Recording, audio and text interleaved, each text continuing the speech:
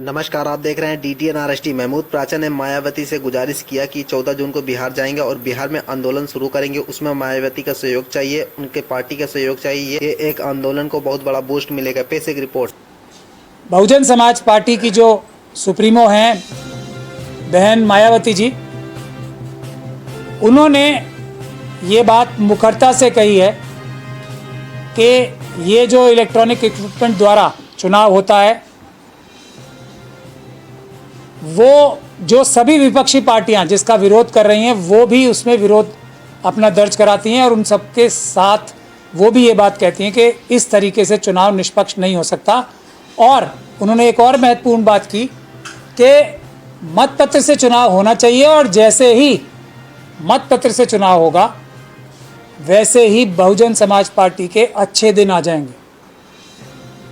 ये सबसे महत्वपूर्ण बात है और मुझे बहुत खुशी है आप लोगों के सहयोग से और देश की जनता के सहयोग से मायावती साहिबा को ये बात अब अच्छे से समझ में आ गई है कि बहुजन समाज जैसी बड़ी पार्टी को छोटी पार्टी बनाने में आरएसएस और बीजेपी ने इन उपकरणों का प्रयोग किया है। वरना बहुजन समाज पार्टी भले ही कितने भी स्लीपर सेल उसमें आ जाएं मिश्रा जी जैसे, उसको इतना कमज़ोर कभी नहीं कर सकते थे। मुझे बहुत खुशी है और इस बात की मुबारकबाद मैं आपको देना चाहता हूँ। मैं मायावती जी से ये भी गुजारिश करूँगा कि 14 जून को हमारा जो जंतर मंतर पे एक मंत्रणा का प्रोग्राम है और उसके बाद हम सब लोग बिहार जाएंगे। पटना में एक बड़ा प्रोग्राम 14 तारीख को ही अनाउंस करेंगे और उसके बाद बिहार के हर एक डिस्ट्रिक्ट में मतपत्र वापस लाने के लिए चुनाव मतपत्र से ही होना चाहिए। उसके लिए आंदोलन, बिहार में बड़ा आंदोलन शुरू करेंगे। उसमें वो अपना सहयोग करें और किसी अपनी पार्टी के कार्यकर्ता या नेता को भेजें ताकि हम लोग उनका सहयोग प्राप्त कर सके, देश की जनता उनका सहयोग प्राप्त कर सके, उनकी पार्टी का सहयोग प्राप्त कर सके। ये एक बहुत बड़ी जो है हमारे आंदोलन को बहुत बड़ा बूस्ट मिलेगा। और मैं ये समझता हूँ बहन मायावती जी का सबसे बड़ी जिम्मेदारी भी है, क्योंकि बाबा साहब डॉक्टर भीमराव अंबेडकर ने जो सबसे बड़ा एक सबको, हमारे हर एक देशवासी को राजा बनने का जो अवसर दिया था, एक वोट का अधिकार देके, बराबर का एक वोट का अधिकार सबको देके, ये उपकरणों द्वारा चुनाव जो कराया जाता है वो उस अधिकार को छीनने के लिए कराया जाता है। तो बाबा साहब के एक मत के बराबर के अधिकार की सबसे बड़ी जो उस पर चोट पहुंचाने का काम है, ये उपकरण वाली चुनाव कराती है। तो मैं ये समझता हूँ बसपा का तो सबसे बड़ी जिम्मेदारी बाबा साहब की वजह से वैसे भी है, क्योंकि बाकी सब लोग तो अभी कुछ दिन से ही बाबा साहब का नाम लेना मुखरता से शुरू हुए, लेकिन बहुजन समाज पार्टी तो बाबा साहब के जो आदर्श हैं उन्हीं को पूरा करने के लिए ही बनी ही थी। उसकी संरचना ही काशीराम साहब ने बाबा साहब के सपनों को पूरा करने के लिए ही की थी। उसके साथ एक और महत्वपूर्ण घटना हुई। राहुल गांधी साहब जो हमारे देश के विपक्ष के नेता हैं, मतलब लोकसभा में, और अगर देखा जाए तो प्रधानमंत्री से, जो हमारे देश के प्रधानमंत्री साहब हैं मोदी जी, उनसे भी ज़्यादा संख्या में लोगों ने विपक्ष का नेता होने की लोकसभा में जिम्मेदारी उनकी लगाई है। तो वो कहीं ना कहीं 60% देश की जनता की नुमाइंदगी करते हैं, उनकी रिप्रेजेंटेशन करते हैं। तो उन्होंने भी एक लेख लिखा और उस लेख में 5 बिंदु उन्होंने उठाए। पहला बिंदु कि चुनाव आयोग की नियुक्ति सुप्रीम कोर्ट के आदेशों के खिलाफ है और वो बीजेपी और आरएसएस अपनी मनमर्जी का चुनाव आयुक्त बना रही है। ये 2 के वोटर लिस्ट में धांधली होती है। तो 3 वोटिंग परसेंटेज प्रोविजनल, जो 5 बजे की वोटिंग परसेंटेज चुनाव आयोग जिसकी घोषणा करता है और उसके अगले दिन जो घोषणा करता है उसमें 8% तक का बढ़ोतरी हो जाती है। ये तीसरा। और चौथा कि Bharatiya Janata party selective voting करा के, मतलब बूथ वाइज बोगस पोलिंग करा के, बोगस वोटिंग करा के चुनाव जीतती है। और पांचवा, वो देश की जनता से जो एविडेंस है, जो सबूत है, वो छुपाती है सीसीटीवी और वीडियोग्राफी ना देके। राहुल गांधी जी ने अपने एडिटोरियल में मेरा नाम तो नहीं लिखा, शायद जो स्लीपर सेल्स हैं उन्होंने रोक लिया होगा राहुल गांधी जी को मेरा नाम लिखने से अपने एडिटोरियल में, और मुझे उसकी कोई तकलीफ भी नहीं है। लेकिन मेरे वाले केस का जिक्र ज़रूर किया कि पंजाब हरियाणा हाई कोर्ट से जो आदेश हुआ था वो मेरे वाले ही केस में हुआ था। और इंडियन एक्सप्रेस ने अगले दिन जो राहुल गांधी जी के एडिटोरियल के खिलाफ अपने फ्रंट पेज पे जो एक अपना निष्कर्ष छापा, उसमें मेरा नाम लिखा था उन्होंने, पर राहुल गांधी जी के एडिटोरियल में मेरा नाम, मेरे केस का नाम नहीं था। उसका जिक्र ज़रूर था। उस कोर्ट के आदेश को निरस्त करने के लिए बीजेपी की सरकार ने चुनाव आयोग के साथ मिलकर कानूनी बदल दिया। ये राहुल गांधी जी को शायद अभी तक बताया नहीं गया है कि जयराम रमेश साहब, जो उन्हीं के पार्टी में एक बड़े नेता हैं, जो जिन्हें हम स्लीपर सेल कहते हैं और वो हैं भी, उन्होंने हमारे इस मतपत्र वापस लाने के आंदोलन को 4.5 महीने तक डिले किया सुप्रीम कोर्ट में अपनी पिटीशन डाल के। उसकी वजह से 4.5 महीने देरी हुई। लेकिन उस जाल से भी जयराम रमेश साहब के हम 17 अप्रैल को बाहर आ गए। सुप्रीम कोर्ट से हमने वो क्लैरिफिकेशन ले ली कि जयराम रमेश साहब की जो पिटीशन है उसकी वजह से हमारे हाई कोर्ट की पिटीशन, ये पंजाब हरियाणा हाई कोर्ट की पिटीशन में भी कोई रुकावट नहीं आई। वरना चुनाव आयोग हर जगह यही कह रहा था कि राचा साहब की कोई भी पिटीशन ना सुनी जाए, क्योंकि जयराम रमेश साहब की सुप्रीम कोर्ट में जो पिटीशन है उसका इंतज़ार किया। खैर, ये भी हो गया। उसके बाद राहुल गांधी जी ने एक ट्वीट भी किया। तो उससे पहले मैं ये बताना चाहता हूँ कि जो पहले 4 पॉइंट राहुल गांधी जी के थे, उसका बड़ा ही मुखरता से चुनाव आयोग ने इनडायरेक्टली उसका विरोध किया है और ये बोला है कि राहुल गांधी जी ने तथ्यों के आधार पर बात नहीं लिखी है और उनको शायद तथ्य पता ही नहीं है। उनका जो ईगल ग्रुप है, जो बहुत ही एक्सपर्ट ग्रुप बता के उनको बनाया गया है चुनाव में धांधलियाँ रोकने के लिए, उन्होंने राहुल गांधी जी के डिफेंस में कोई बात अभी तक नहीं कही है। चुनाव आयोग को गलत ठहराया नहीं है। जो चुनाव आयोग ने अपना राहुल गांधी जी का जो एडिटोरियल था उसको झूठा ठहराया है। इसको झूठा ठहराने के लिए मुश्किल से 10 ही मिनट लगेंगे अगर कोई समझदार व्यक्ति हो कि चुनाव आयोग राहुल गांधी जी के ऊपर गलत टिप्पणी कर रहा है। लेकिन ईगल ग्रुप ने अभी तक ऐसा कुछ किया नहीं है, ना कांग्रेस पार्टी के किसी बड़े नेता ने तथ्यात्मक आधार पे कुछ ऐसा कहा है। अगर वो चाहें तो प्यारेलाल गर्ग साहब हैं, डॉक्टर प्यारेलाल गर्ग, क्योंकि उनका सारा डेटा तो वहीं से आता है ना, ईगल ग्रुप का। पैसे भले ही वो कितने खर्च करा लें कांग्रेस पार्टी के, लेकिन डेटा तो सारा प्यारेलाल गर्ग साहब से ही वो एक तरीके से प्लेजरिज्म करते हैं। तो उनसे ही पूछ लें, वो उसका जवाब बता देंगे कि किस प्रकार से चुनाव आयोग बिल्कुल झूठ बोल रहा है और राहुल गांधी जी ने जो तथ्य जनता के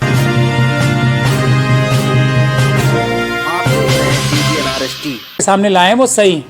लेकिन 5वां मुद्दा जो राहुल गांधी जी ने उठाया अपने एडिटोरियल में, उसका कोई जवाब चुनाव आयोग नहीं दे पाया है।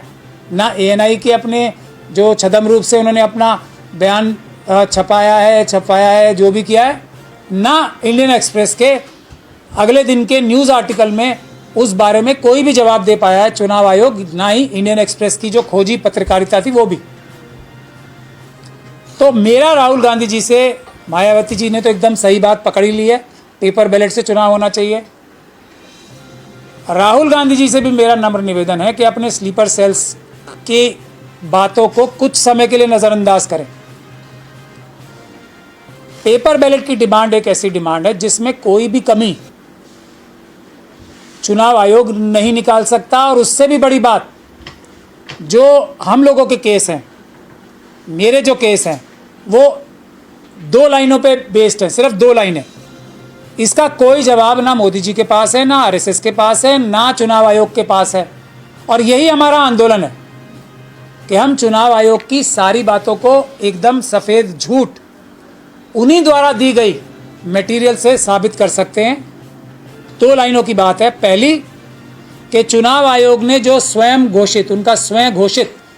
घोषित जो प्रोसीजर है, जो तरीका है चुनाव कराने का और चुनाव की सभी प्रक्रियाओं की वीडियोग्राफी करने का, उसकी कॉपी कानूनी रूप से एक नागरिक का, और क्योंकि महमूद प्राचा भी एक नागरिक हैं जिसने इसमें कानूनी कार्रवाई कर रखी है, उसका अधिकार है वो वीडियोग्राफी और सीसीटीवी फुटेज और फॉर्म 17C दे दें। और अगर उस सीसीटीवी फुटेज वीडियोग्राफी में और फॉर्म 17C के माध्यम से ये नजर आ जाता है जनता को, मैं कोई काम नहीं करूंगा, सिर्फ इतना ही करूंगा, ये रही वीडियोग्राफी, जनता देखे और खुद फैसला करे कि क्या मशीनें बदली जा रही हैं या नहीं बदली जा रही, क्या मशीनों में छेड़छाड़ हो रही है या नहीं हो रही, क्या सिंबल लोडिंग यूनिट के टाइम पे चारों के चारों उपकरण जो है symbol loading unit, BU, CU और वीवीपैट जोड़े जाते हैं एक साथ या नहीं जोड़े जाते, क्या अलग अलग समय पे इलेक्ट्रॉनिक इक्विपमेंट जो हैं मशीनों के आसपास मंडराते हैं या नहीं मंडराते, ये सभी बातें क्या चुनाव आयोग ने अपना ही प्रोटोकॉल फॉलो किया नहीं किया है, वीडियोग्राफी और सीसीटीवी के फुटेज के माध्यम से नजर आ जाएगा। एक ही डिमांड है, बस एक ही, इसका कोई जवाब चुनाव आयोग के पास नहीं है। और इस चीज़ को रोकने के लिए वो कानून बदलने की हद तक जा सकते हैं, लेकिन वो कानून बदल के भी, मैं ये बात पूरी जिम्मेदारी के साथ कह रहा हूँ, उस कानून को बदल के भी वो वीडियोग्राफी देने से हमें नहीं रोक सकते। हम पंजाब एंड हरियाणा हाईकोर्ट में कंटेम्प्ट पिटीशन लगा रहे हैं और उसका नोटिस हम पहले दे चुके हैं सबको, Punjab and Haryana high court, Punjab and Haryana के CEO को भी और हर एक डिस्ट्रिक्ट इलेक्शन ऑफिसर को भी।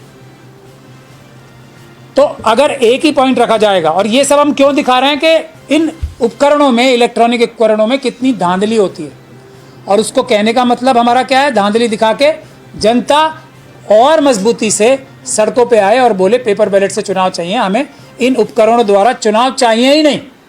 बस 2 लाइन का सारा आंदोलन है। इसके बारे में ना पूरी RSS कुछ कह पा रही है, ना मोदी जी और अमित शाह जी, ना ही चुनाव आयोग।